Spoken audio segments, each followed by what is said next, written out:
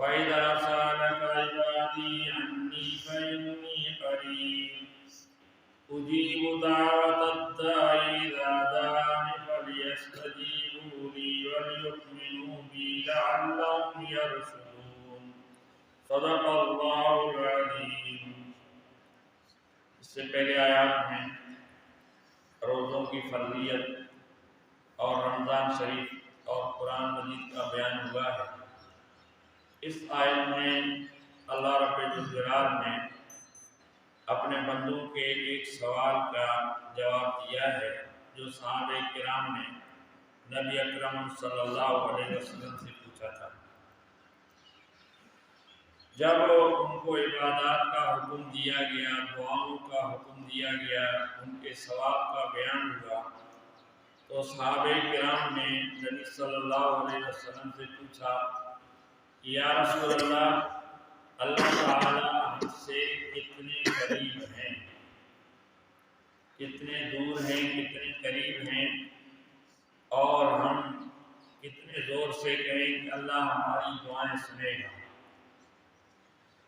تو اللہ رب الجلال فرماتے ہیں وَإِذَا سَأَلَكَ عِبَادِي عَنِّي فَإِنِّي قَرِيبٌ، اور جب میرے بندے تجھ سے پوچھتے ہیں میرے بارے میں کہ اللہ دور ہے، نزدیک ہے، کہاں ہے، تو فَإِنِّي قَرِيبٌ، آپ اس کو جواب دو کہ میں قریب ہوں، میں انسانوں کے قریب ہوں۔ اجیب دعوت الداعِ اذا دعان، جب کوئی مجھے پکارتا ہے تو میں اس کا جواب دیتا ہوں، اس کے پکار کو سنتا ہوں، اس کے مسئلے کو اگر چاہتا ہوں تو حل کرتا ہوں۔ یعنی میں بہت قریب ہوں، اور جو مجھے پکارتا ہے، جو مجھ سے کوئی چیز مانگتا ہے، مطالبہ کرتا ہے، مجھے پکارتا ہے، تو میں اس کو سنتا ہوں اور اس کو چاہوں تو حل بھی کر سکتا ہوں۔ فَلْيَسْتَجِيبُوا لِي، بندوں کو چاہیے کہ مجھے پکاریں اور مجھ سے مانگیں، جو ضرورت ہو، جو پریشانی ہو، وہ مجھ سے مانگیں۔ وَلْيُؤْمِنُوا بِي، ان کو چاہیے کہ مجھ پر ایمان لائیں، مجھ پر یقین کریں، لعلہم یرشدون، پھر وہ ہدایت والے ہو جائیں گے۔ اب جو ہے تو ایک اور جگہ اللہ رب الجلال فرماتے ہیں وَنَحْنُ أَقْرَبُ إِلَيْهِ مِنْ حَبْلِ الْوَرِيدِ،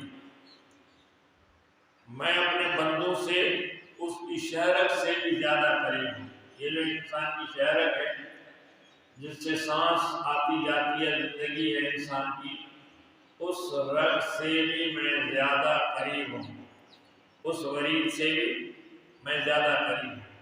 تو اسی لیے اللہ فرماتے ہیں اَمَّن يُجِيبُ الْمُضْطَرَّ إِذَا دَعَاهُ وَيَكْشِفُ السُّوءَ، کون ہے جو پریشان حال کی پریشانی کو دور کرتا ہے؟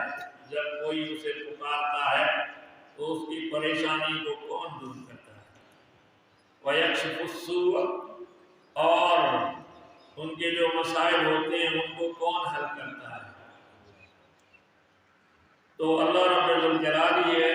تو اسی لیے ہمیں اپنے رب کو ہر وقت اپنے دل میں بسانا چاہیے، رب کی بات اس طرح کریں کہ اللہ ہمیں دیکھ رہا ہے۔ پہلے تو یہ تصور کریں کہ اللہ کو ہم دیکھ رہے ہیں، اگر یہ تصور نہ جمے تو پھر یہ تصور کرنا چاہیے کہ اللہ ہمیں دیکھ رہا ہے اور ہماری عبادات، ہماری دعائیں، ہماری چیزیں سن رہا ہے۔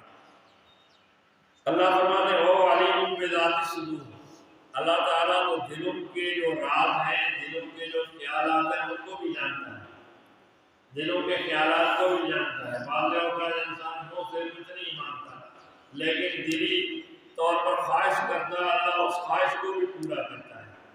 تو اسی لیے اللہ خالق و مالک ہے، اس نے ہمیں جو عبادات کا حکم دیا ہے، عبادات کریں اور اس کے احکامات بجا لائیں اور تلاوت کریں، رمضان شریف کر رہا ہے، ذکر اذکار کریں اور جو ہے تو نوافل پڑھیں، تراویح پڑھیں، قرآن مجید پڑھیں، روزے رکھیں، تو اپنے جو مسائل ہیں جائز مسائل ان سے اللہ سے رجوع کریں، وہ مانگیں، انشاءاللہ اللہ تعالیٰ تمام پریشانیاں دور کریں گے، تمام مسائل حل کریں گے۔